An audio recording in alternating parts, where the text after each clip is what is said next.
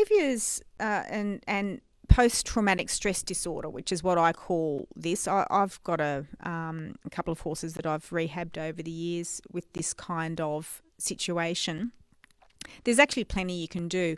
One is bark flowers. So if you look in all of our formulas, we always add bark flowers into the formulation, and bark flowers have a beautiful calming or normalising effect on the energetic system. So we have to sort of go into a bit of esoteric stuff here, or metaphysics, in terms of trying to understand what it is that's going awry with the post-traumatic horse.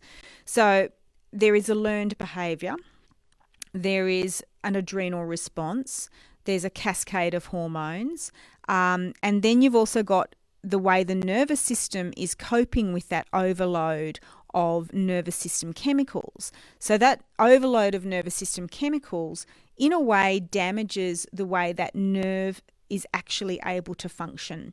So partly we use what we call a class of herbs called nervines to help repair that nervous system damage, and particularly through the central nervous system, because what you'll get in this kind of animal is these feedback loops which are constantly playing out. So whilst the pressure's off the animal, that's good, but then as soon as you introduce something new, they immediately and habitually go back into that instant response. So partly what we want to do with nervous system herbs is try and slow down that habitual response. Herbs that I like to use, for example, there's a beautiful herb which actually grows wild around Bathurst, and you might even have it in your own paddock. It's called prickly lettuce. It's like a milk. It's got a milky sap in it. And I find when I've got anxious horses, a lot of my horses will actually eat that particular herb. It's really sedative, that type of herb.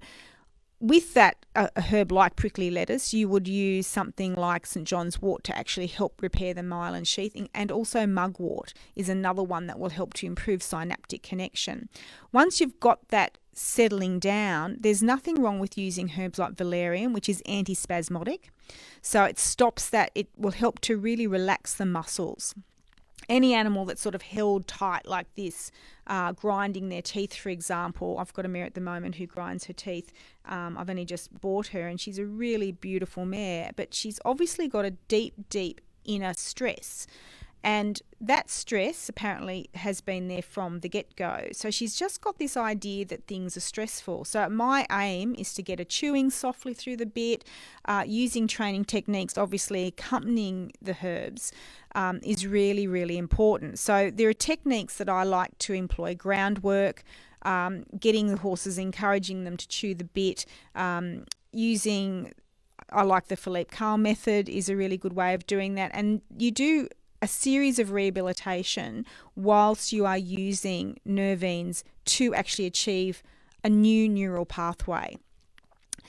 So yeah, horses will get this learned helplessness, so their only response is to do this adrenal response. So everything with these horses has to be done really slowly over a period of time, minimum 3 months. And then once you've got the results you're looking for, everything that you introduce post that, you have to build trust.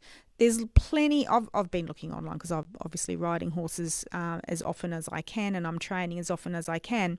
There are so many amazing horsemen out there now who are really showing us how to connect with our horse in a different way, using beautiful techniques. For example, Wrangler Jane, she's a regular viewer of this particular blog, but things like that will help to connect you to your horse and train the horse to trust you again. And once you've got that trust, the nervines are part of that repair process. Obviously, it's not an overnight thing. But anyway, I hope that answers your question. We do have a formula that you can use, like the Performer Calm. Magnesium is always good. Chamomile's brilliant as well.